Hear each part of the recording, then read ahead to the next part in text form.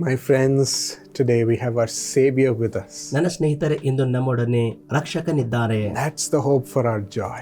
ಅದು ನಮ್ಮ ಆನಂದಕ್ಕೆ ನಿರೀಕ್ಷೆಯಾಗಿದೆ. He will not let you down. ಆತನು ನಿಮಗೆ ಕೆಳಗೆ ಹಾಕುವುದಿಲ್ಲ. In Isaiah 51:11 today he speaks to us. ಯೆಶಾಯ 51:11 ಇಂದು ಆತನು ನಮ್ಮೊಂದಿಗೆ ಮಾತಾಡುತ್ತಾನೆ. Everlasting joy will crown their heads. ಶಾಶ್ವತ ಸಂತೋಷವೆಂಬ ಕಿರೀಟದಿಂದ ಅವರ ತಲೆಗೆ ಧರಿಸುತ್ತಾನೆ. Gladness and joy will overtake them. ಮತ್ತು ಅವರು ಹರ್ಷ ಆನಂದಗಳನ್ನು ಅನುಭವಿಸುವರು.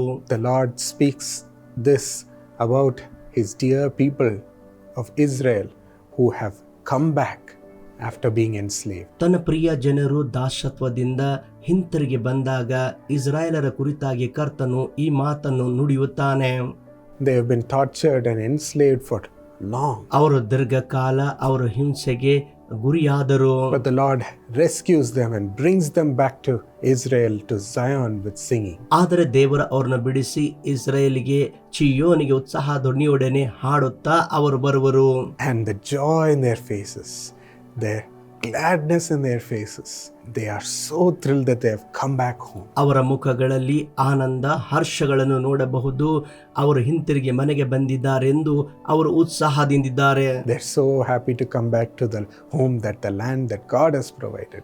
ದೇವರು ಒದಗಿಸಿದಂತ ಆ ಭೂಮಿಗೆ ತಿರುಗಿ ಬಂದಿದ್ದಕ್ಕಾಗಿ ಅವರು ಉತ್ಸಾಹದಿಂದ ಇದ್ದಾರೆ. It's the same for us, my friends. ಅದು ನಮಗೋಸ್ಕರ ಕೂಡ ಅದೇ ರೀತಿಯಾಗಿದೆ ಸ್ನೇಹಿತರೆ. You might have been enslaved ನೀವು ದಾಸತ್ವದಲ್ಲಿ ಇರಬಹುದು. under people who might have oppressed you. ನಿಮಗೆ ಜನರು ಬಾಧೆಗೆ ಒಳಪಡಿಸಿರಬಹುದು. You might have been subjugated to such positions and titles to be under oppressors. ಅಂತಹ ಶೀರ್ಷಿಕೆಗಳನ್ನು ಹೊಂದಿ ನೀವು ಬಾಧೆ ಪಡಿಸುವರ ಕೆಳಗಡೆ ಇರಬಹುದು. And the people might have shamed you. ಜನರು ನಿಮಗೆ ಅವಮಾನ ಪಡಿಸಿರಬಹುದು. A group of people might have tortured you constantly and you might had to bear it. ಒಂದು ಗುಂಪಿನ ಜನರು ನಿಮಗೆ ಹಿಂಸೆ ಕೊಟ್ಟಿರಬಹುದು ಮತ್ತು ಅದನ್ನು ನೀವು ಸಹಿಸಿಕೊಂಡಿರಬಹುದು.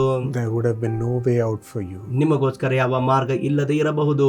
Oppressed by even the landlords. ಭೂ ಒಡೆಯರಿಂದಲೂ ಕೂಡ ಹಿಂಸೆಗೆ ಒಳಗಾಗಿರಬಹುದು. Oppressed by those who are your neighbors. ನಿಮ್ಮ ನೆರೆ ಹೊರೆಯವರಿಂದಲೂ ಬಾಧೆಗೆ ಒಳಗಾಗಿರಬಹುದು. By those who have been your leaders. ನಿಮ್ಮ ನಾಯಕರಿಂದಲೂ ಕೂಡ. With no way out. ಅಲ್ಲಿ ಯಾವ ಮಾರ್ಗವಿಲ್ಲ. ಆದರೆ this is the time for the Lord to rescue you. ಕರ್ತನಿಗಾಗಿ ಇದು ನಿಮಗೆ ಬಿಡಿಸುವ ಸಮಯವಾಗಿದೆ. Because you have endured it for his sake. ಆತನ ನಿಮಿತ್ತವಾಗಿ ಅದನ್ನು ನೀವು ಸಹಿಸಿಕೊಂಡಿದ್ದೀರಿ. You have been patient but trusting in him. ಆತನಲ್ಲಿ ನಂಬಿಕೆ ಇಡುತ್ತಾ ತಾಳ್ಮೆಯಿಂದಿದ್ದೀರಿ. The Lord has seen that. ಕರ್ತನು ಅದನ್ನು ನೋಡಿದ್ದಾನೆ. He's seen your faith in him. ಆತನಲ್ಲಿರುವಂತ ನಂಬಿಕೆ ನೋಡಿದ್ದಾನೆ. And he's rescuing you, my friends. ನನ್ನ ಸ್ನೇಹಿತರೆ, ನಿಮ್ಮನ್ನು ಆತನು ಬಿಡಿಸುತ್ತಿದ್ದಾನೆ. His deliverance is coming. ಆತನ ಬಿಡುಗಡೆ ಬರುತ್ತಿದೆ. There was a woman who was filled with a demonic oppression. ಒಬ್ಬ ಮಹಿಳೆ ದುರಾತ್ಮನ ಬಾಧೆಗೆ ಒಳಗಾಗಿ ಕಷ್ಟಪಡುತ್ತಿದ್ದಳು. Our prayer festival manager called our father and said, "Come immediately." ನಮ್ಮ ಪ್ರಾರ್ಥನಾ ಉತ್ಸವದ ವ್ಯವಸ್ಥಾಪಕರು ತಂದೆಗೆ ಕರೆ ಮಾಡಿ ಬೇಗನೆ ಬರೋದಕ್ಕೆ ಹೇಳಿದರು.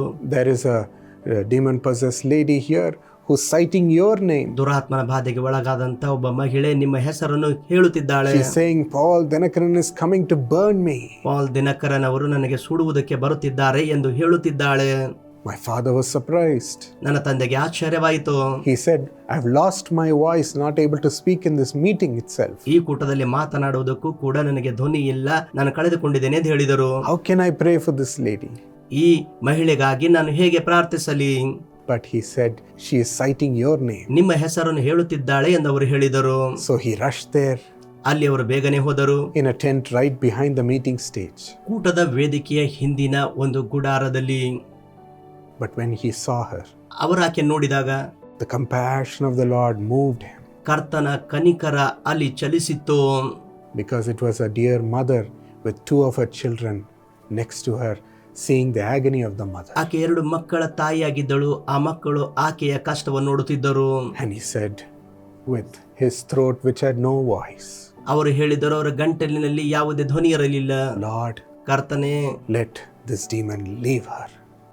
ಈ ದುರಾತ್ಮ ಆಕೆಯನ್ನು ಬಿಟ್ಟು ಹೋಗಲಿ. Have mercy and set her free." ಕರುಣೆ ಇಟ್ಟು ಆಕೆಯನ್ನು ಬಿಡುಗಡೆ ಮಾಡು. And the demon left her. ಮತ್ತು ಆ ದುರಾತ್ಮ ಆಕೆಯನ್ನು ಬಿಟ್ಟು ಹೋಯಿತು. She fell. ಆಕೆ ಬಿದ್ದಳು. And his voice came back. ಮತ್ತು ಅವರ ಧ್ವನಿ ತಿರುಗಿ ಬಂತು. And she was so happy to see the deliverance, especially her children, so glad to see the mother free. ಆಕೆ ಬಹಳ ಸಂತೋಷ ಪಟ್ಟಳು. ವಿಶೇಷವಾಗಿ ಆಕೆಯ ಮಕ್ಕಳು ಆಕೆ ಬಿಡುಗಡೆ ಹೊಂದಿರುವುದನ್ನು ನೋಡಿ ಸಂತೋಷ ಪಟ್ಟರು. They were rejoicing together as a family. ಕುಟುಂಬವಾಗಿ ಅವರು ಆನಂದ ಪಡುತ್ತಿದ್ದರು. The children have got their mother back. ಮಕ್ಕಳು ತಾಯಿಯನ್ನು ಹಿಂತಿರುಗಿ ಪಡೆದುಕೊಂಡರು. My friends, this is our time. ನನ್ನ ಸ್ನೇಹಿತರು, ಇದು ನಮ್ಮ ಸಮಯ. Shall we ask this deliverance from God? ದೇವರಿಂದ ಈ ಬಿಡುಗಡೆಗಾಗಿ ಕೇಳಿಕೊಳ್ಳೋಣವೇ? Loving Lord, ಪ್ರೀತಿಯ ಕರ್ತನೆ, let the oppression stop for your children. ನಿನ್ನ ಮಕ್ಕಳಿಗಾಗಿ ಬಾಧ್ಯಗಳು ನಿಲ್ಲಲ್ಪಡಲಿ. Let this enslaving stop today, Lord. ಈ ದಾಸತ್ವ ಹಿಂದೆಯೇ ನಿಲ್ಲಲ್ಪಡಲಿ ಕರ್ತನೆ. It's enough that they've endured this slavery. ಈ ದಾಸತ್ವ ಇಲ್ಲಿವರೆಗೆ ತಾಳಿದ್ದು ಸಾಕು ಕರ್ತನೆ. Enough that they've endured this oppression. ಇಲ್ಲಿವರೆಗೆ ಬಾಧೆ ಅನುಭವಿಸಿದ್ದು ಸಾಕು ಕರ್ತನೆ. Enough that they've gone through shame in their oppressors' hands. ಬಾಧೆ ಪಡಿಸುವವರ ಕೈಯಲ್ಲಿ ಅವರ ಅವಮಾನಕ್ಕೆ ಒಳಗಾಗಿದ್ದು ಸಾಕು ಕರ್ತನೆ. Come and deliver them out of this ಈ situation. ಪರಿಸ್ಥಿತಿಯಿಂದ ಬಂದು ಕರ್ತನೆ ನೀನು ಬಿಡುಗಡೆ ಮಾಡು. Bless them and make them increase, Lord. ಅವರನ್ನು ಆಶೀರ್ವದಿಸಿ ಹೆಚ್ಚಿಸು ಕರ್ತನೆ. Make them rise up, Lord. ಕರ್ತನೆ ಅವರು ಎದ್ದೇಳುವಂತೆ ಮಾಡು. And bring them into your land with singing. ನಿನ್ನ ದೇಶಕ್ಕೆ ಅವರು ಹಾಡುತ್ತಾ ಬರುವಂತೆ ಸಹಾಯ ಮಾಡು. With singing and joy. ಉತ್ಸಾಹ ಧ್ವನಿಯೊಡನೆ ಹಾಡುತ್ತಾ. Oh, the joy of the deliverance from our master is upon us. ನಮ್ಮ ಯಜಮಾನನ ಬಿಡುಗಡೆಯ ಆನಂದ ನಮ್ಮ ಮೇಲೆ ಇದೆ. We rejoice in faith. ನಂಬಿಕೆಯಲ್ಲಿ ಆನಂದ ಪಡುತ್ತೇವೆ. Thank you, Lord Jesus. ಕರ್ತನಾದ ಯೇಸುವೆ ವಂದನೆಗಳು. Amen. Amen. My friends, be blessed and continue to share this video with all your friends so that they'll also be blessed. ನನ್ನ ಸ್ನೇಹಿತರೆ, ಆಶೀರ್ವದಿಸಲ್ಪಡಿರಿ ಮತ್ತು ನಿಮ್ಮ ಸ್ನೇಹಿತರೊಂದಿಗೆ ಈ ವಿಡಿಯೋ ಹಂಚಿಕೊಳ್ಳಿರಿ, ಅವರು ಕೂಡ ಆಶೀರ್ವದಿಸಲ್ಪಡಲಿ.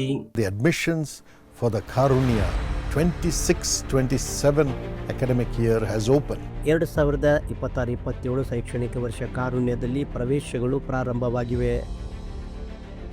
Enroll your children in the Karunya University as a student. ನಿಮ್ಮ ಮಕ್ಕಳನ್ನು ಕಾರುಣ್ಯ ವಿಶ್ವವಿದ್ಯಾಲಯದಲ್ಲಿ ವಿದ್ಯಾರ್ಥಿಗಳಾಗಿ ಸೇರಿಸಿರಿ. And also as a student in the Karunya Christian School with the CBSE syllabus. CBSE ಪಠ್ಯಕ್ರಮದೊಂದಿಗೆ ಕಾರುಣ್ಯ ಕ್ರಿಶ್ಚಿಯನ್ ಶಾಲೆಯಲ್ಲಿ ಕೂಡ ಸೇರಿಸಬಹುದು. All these are in the campuses of Karunya Nagar in Coimbatore. ಇವೆಲ್ಲವೂ ಕಾರುಣ್ಯ ನಗರ್ ಕೊಯಂಬತ್ತೂರಿನಲ್ಲಿ ಇವೆ. Yes, Karunya raises a godly generation. ಹೌದು, ಕಾರುಣ್ಯ ದೈವಿಕ ಸಂತತಿಯನ್ನು ಎಬ್ಬಿಸುತ್ತದೆ. And also global leaders. ಮತ್ತು ಜಾಗತಿಕ ನಾಯಕರನ್ನು. They are excellent in research. ಅವರು ಸಂಶೋಧನೆಯಲ್ಲಿ ಮುಂಚೂಣಿಯಲ್ಲಿದ್ದಾರೆ. They are excellent in value systems.